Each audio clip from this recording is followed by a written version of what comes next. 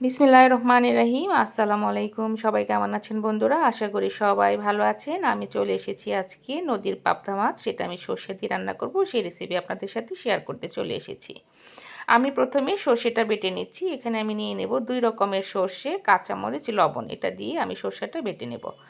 এক রকমের সর্ষে বাটলে এটা কিন্তু খেতে তিতো হয়ে যায়, তাই আমি এখানে 2 রকমের সর্ষে দিয়েছি, সাথে একটু লবণ এবং কাঁচামরিচ দিয়ে বেটে নিচ্ছি। তারপরে আমি মাছটাকে ভালো মতো কেটে ধুয়ে পরিষ্কার করে নেব। বন্ধুরা, আপনারা যারা ইউটিউব চ্যানেল থেকে আমার ভিডিও দেখেন, যদি আমার ভিডিও আপনাদের কাছে ভালো লেগে থাকে তাহলে প্লিজ আমার চ্যানেলটি সাবস্ক্রাইব করে পাশেই থাকবেন। আমি মাছটাকে কেটে ধুয়ে ভালো মতো পরিষ্কার করে নিয়েছি। এবার হলুদ আর লবণ মাখিয়ে এবার মাছটাকে আমি ভেজে নেব। ইউটিউব চ্যানেল থেকে যারা আপনারা ভিডিও দেখেন, যদি আমার ভিডিও আপনাদের কাছে ভালো লেগে থাকে তাহলে প্লিজ আমার চ্যানেলটি সাবস্ক্রাইব করে আমার পাশে থাকবেন এবং লাইক কমেন্ট শেয়ার করবেন। আমি কড়াইতে তেল দিয়ে দিয়েছি। তেলটা গরম হয়ে আসলে এখানে আমি একটু লবণ দিয়ে দিয়েছি, যেটা আমি ভিডিও করতে ভুলে গিয়েছিলাম, যাতে করে মাছটা কড়াইতে লেগে না আসে।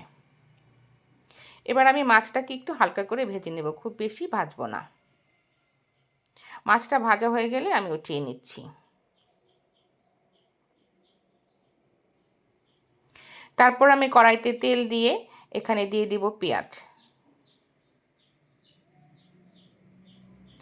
পেঁয়াজ আর কাঁচামরিচটা দিয়ে আমি 2টো কাঁচামরিচ কেটে দিয়েছি, দিয়ে আমি এখানে 2 থেকে 3 মিনিটের মতো একটু ভেজে নেব। খুব বেশি ভাজবো না এবং খুব বেশি কাঁচাও থাকবে না। তারপরে দিয়ে দিচ্ছি অল্প একটু লবণ। যেহেতু আমি সর্ষে বাটাতে লবণ দিয়েছি, তাই আমি এখানে লবণটা একটু কমই ব্যবহার করছি।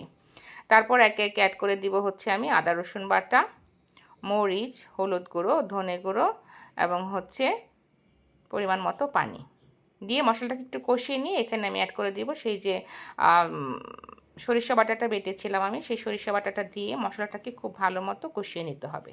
যতক্ষণ না পর্যন্ত মশলার গা থেকে আদা রসুনের গন্ধটা ছেড়ে যাচ্ছে, ততক্ষণ পর্যন্ত আমি মশলাটাকে খুব ভালো মতো কষিয়ে নিয়েছি।